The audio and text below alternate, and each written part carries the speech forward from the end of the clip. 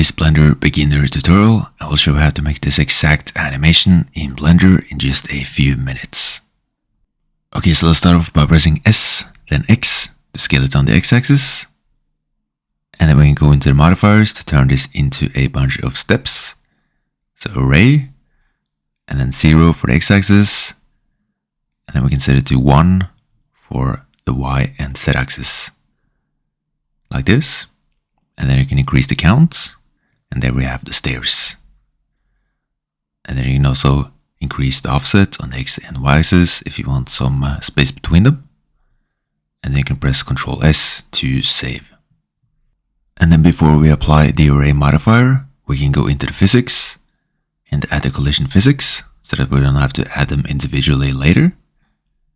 And then apply the modifier.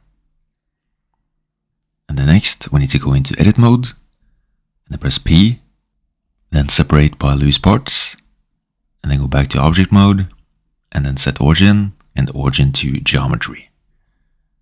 Okay, so now we have the stairs with the physics, and now we can press Shift A and add an icosphere, then press S to scale, and then G, then Shift X to move it only on the Y and Z axis. And then we can add some subdivisions to it to make it smoother. So subdivision surface modifier, then let's set it to 2 and apply the modifier. And then we can also add some smooth shading. And then next we need to add the physics. So let's go into the physics settings, save before continue, so Ctrl Shift S, and then add the soft body physics. I'm going to start off by increasing the mass, so let's set it to 2 kilos, and then press space to play the animation. As you can see, it's just floating, and we can fix this by disabling goal. And when we play the animation, you can see that it just collapses, and this can also be fixed by going into the edges settings. And by setting the bending value to 9, we can make the object a bit stiffer, as you can see. And then we can make it even stiffer if we enable stiffness. And when we have the default value, you can see that we get some issues. So we can fix this by setting the shear value to around 0.1. And as you can see, we now get the soft body effect. And then you can experiment by setting different values for the stiffness and so on, until you have a result that you like.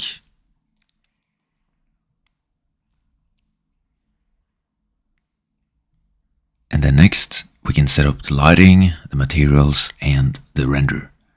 So let's say one more time. And then next we can select the light source. Let's turn this into a sun, set the strength to 5, and then you can press R twice to rotate freely. You can also add a background image. You can find free background images in the description. As you can see, we now have the background image, which gives us great light. And then let's make the background transparent, so that we get the lighting of the background image, but not the actual background image. And then you can just add some materials to the ball. So something like this. And then we can add a plane, S to scale, and then G, then set to grab it on the Z-axis. I'm speeding through this part because the tutorial is mostly about the actual physics. So we can add a glossy shader to the floor. And then let's use cycles to make it look even better. And then use a GPU if you have one. If not, you can just keep using the CPU.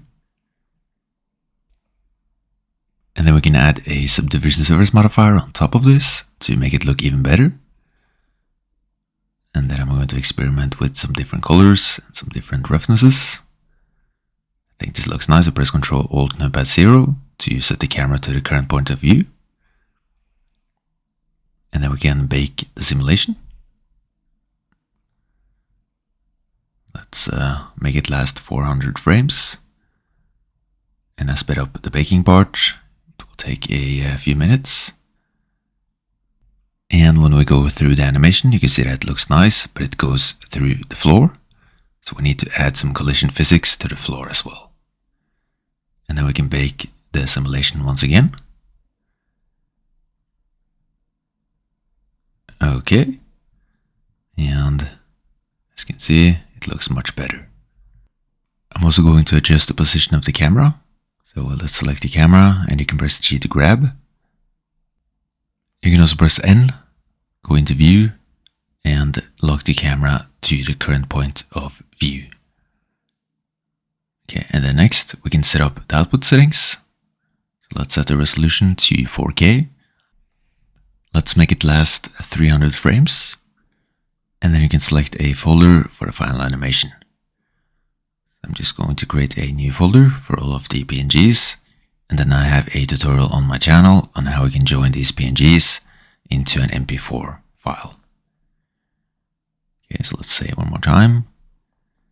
And then we can go to render and then render animation.